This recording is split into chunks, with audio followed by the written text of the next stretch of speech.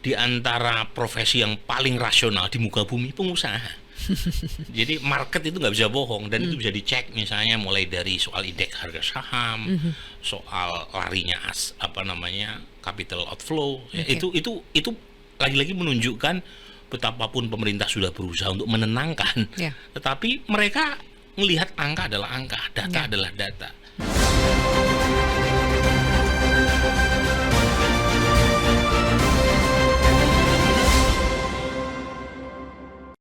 Hai, kembali lagi di podcast Si Paling Kontroversi. Dan kali ini kami kembali mengundang ada Direktur Eksekutif Indikator Politik Indonesia, Profesor Burhanuddin Muhtadi, atau saya biasanya memanggilnya Mas Burhan. Apa kabar Mas Burhan? Baik Zil, apa kabar? Baik, beneran baik ya? Baik dong. Harus tetap baik. Harus tetap baik. Dalam suasana yang tidak baik sekalipun. Nah, baru aku mau tanya, ada kabar baik gak Mas sebetulnya dari dunia politik kita saat ini? Kabar buruk lebih banyak terdengar dari sisi ekonomi. Pertumbuhan ekonomi kita menurun di kuartal pertama 2025 dari 5,11 menjadi 4,8%. Bank Dunia mengoreksi pertumbuhan kita di 2025 cukup besar, koreksiannya sekitar 20%. Rupiah turun, valuasinya 20%. Padahal PHK di mana-mana. Padahal yang aku tanya ada kabar baik gak Mas? Tapi kok jawabannya sebaliknya? Kalau kabar saya baik, tapi kabar di luar sana itu sepertinya sedang tidak baik-baik saja. Makanya pertanyaan aku sebenarnya ada gak sih kabar baik? Mungkin kami di media belum denger aja nih. Siapa tahu Mas Burhan lebih ada informasi kabar baik. Soal apa dulu? Soal dunia politik kita, ada gak? Ya, kalau soal something yang bisa memberikan harapan, hope buat masyarakat kita. Kalau soal politik, nah ini tergantung dari sudut mana ya kita melihatnya.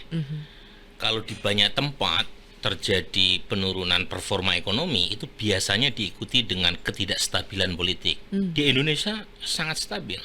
Sampai hari ini stabil ya. Masyarakat kita ini masyarakat yang sangat nerimo. Jadi bayangkan terjadi, dan ini bukan unik Indonesia ya, ada penurunan ekonomi di mana-mana, economic slowdown, mulai dari geopolitik yang tidak sedang baik-baik saja, kemudian perang tarif antara Trump dengan terutama China dan seterusnya. Tetapi ya, approval rating, kemudian stabilitas politik pemerintah itu masih sangat kuat. Dan menurut saya itu mengagetkan kalau kita merujuk secara komparatif, karena di mana-mana itu approval rating presiden atau pemerintah itu terdampak ketika ekonomi sedang memburuk.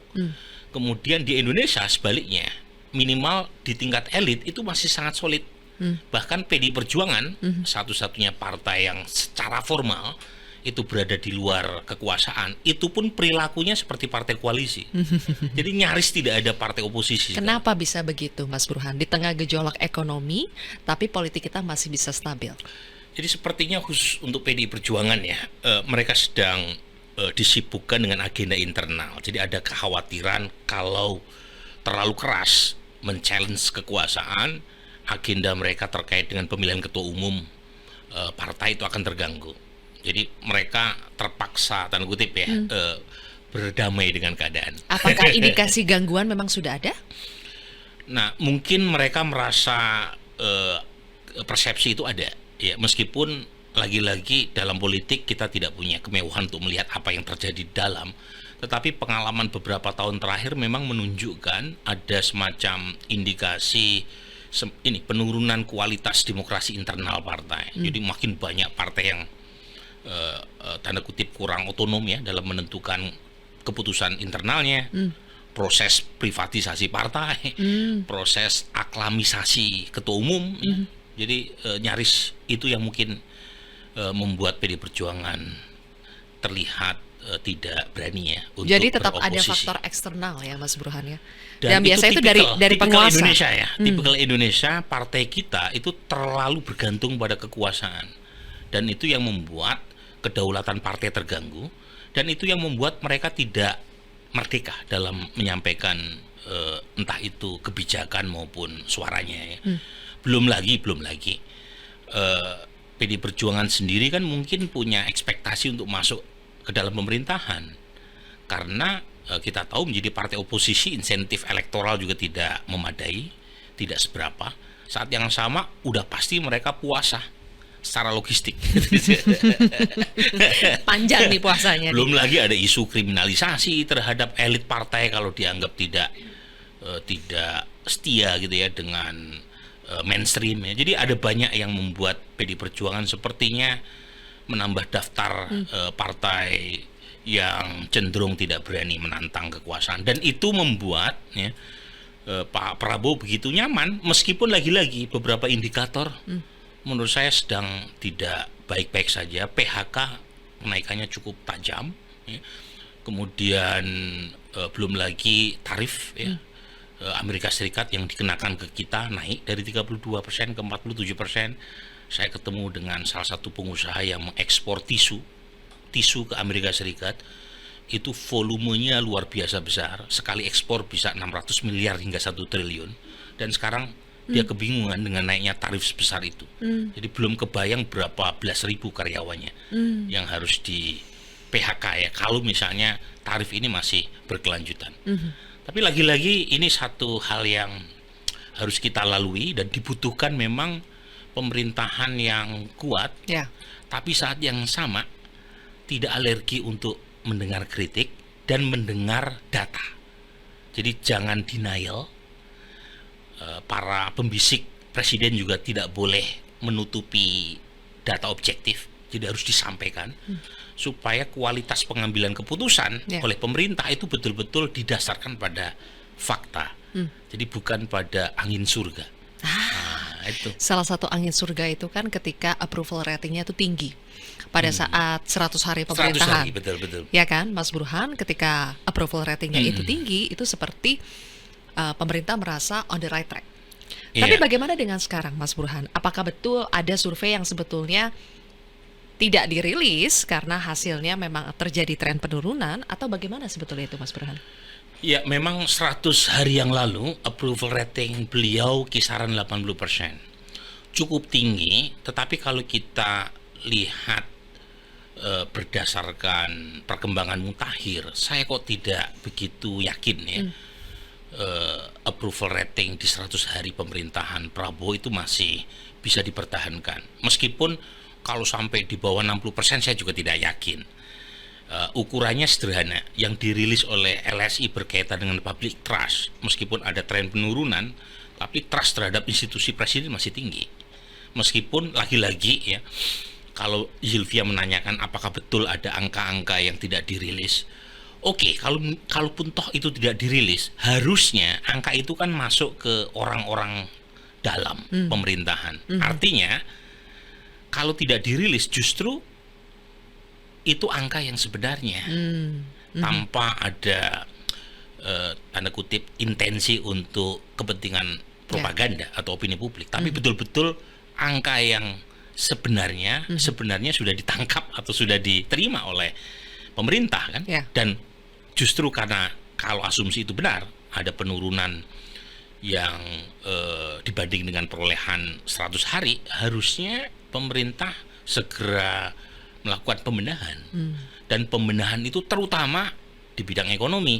Nah, kebetulan Zilvia, saya banyak berhubungan dengan para pelaku ekonomi, sering diminta untuk memberikan political outlook depan para investor, para pelaku usaha. Isinya 100% keluhan. Ya, jadi betul-betul gelap ya kalau mendengar apa yang mereka sampaikan di belakang ya, layar. Karena mereka bagaimanapun pengusaha tidak ingin menampilkan di depan publik ya kegelisahan atau pesimisme mereka. Tetapi kalau kita mendengar secara langsung, jelas ada suatu hal yang patut dicermati oleh pemerintah ya. Terutama memang kebijakan-kebijakan yang dirasa tidak masuk akal, apalagi di tengah tekanan fiskal yang begitu dalam, pajak mengalami penurunan dan seterusnya. Mau tidak mau memang harus ada koreksi. Kebijakan apa tuh Mas yang paling banyak dikeluhkan, yang disampaikan ke Mas Burhan? Jadi yang apa namanya, pertama memang soal Danantara itu masih belum selesai ya di mata para pelaku ekonomi. Karena ketika Danantara itu dibentuk oleh presiden dengan maksud baik untuk mengkonsolidasi aset dan karenanya bisa dipakai untuk mengembangkan semacam misalnya wilayah yang menjadi area of concern-nya presiden, entah itu di hilirisasi, entah itu di pangan, entah di energi. Tapi ketika itu menarik bank-bank pemerintah, itu jadi masalah buat sebagian besar pengusaha, karena bank itu menurut para ekonom itu punya resiko sistemik ketika terjadi kegagalan terkait dengan manajemen. Jadi kalau misalnya itu ditarik dan kemudian jadi masalah, itu bisa jadi masalah serius. Ingat gak kasus Century?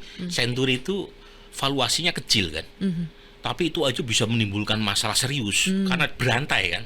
Apalagi ini bank-bank pemerintah yang besar-besar, yang kalau misalnya itu ditarik dan kemudian governance terkait dengan Danantara tidak begitu meyakinkan buat pengusaha tadi, itu jadi masalah serius. Menurut saya, di antara profesi yang paling rasional di muka bumi, pengusaha.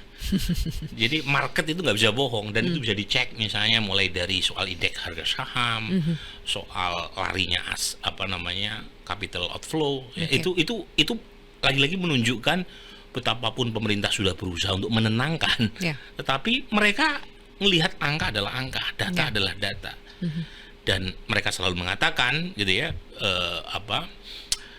fact do not carry your feeling. Jadi kalau misalnya nggak mampu meyakinkan mereka secara rasional, ya jangan salahkan kalau mereka pindah ke Singapura, pindah ke lain tempat. Nah ini yang menurut saya harus segera diatasi. Termasuk ini soal MBG, saya menyarankan karena serapannya masih kecil sekali. Serapannya itu mungkin karena berkaitan dengan penyiapan dapur umum dan supervisor yang belum tuntas.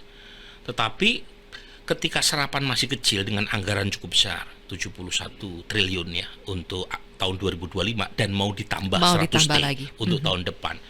Kenapa tidak dipikirkan di tengah tekanan fiskal, pendapatan atau penerimaan negara yang turun, untuk ini lebih rasional. Jadi kalau misalnya tidak bisa di push sampai 171 T sampai tahun depan, kenapa nggak dipikirkan ulangnya. Misalnya dimulai di wilayah-wilayah yang betul-betul membutuhkan, jangan seluruhnya misalnya. Itu ada skala prioritasnya. Ada skala prioritas, dan itu menurut saya sangat mungkin ya buat pemerintah untuk melakukan hitung-hitung ulang. Belum lagi ini efisiensi kan di level pemerintah pusat, betul kan? Di pemerintah daerah tidak ada efisiensi sebenarnya. Jadi APBD itu dipersilahkan kepada kepala daerah untuk mengelolanya. Jadi kebijakan efisiensi itu kan awalnya dilakukan oleh Presiden Prabowo dalam rangka meningkatkan, mengkonsolidasi aset untuk Danantara.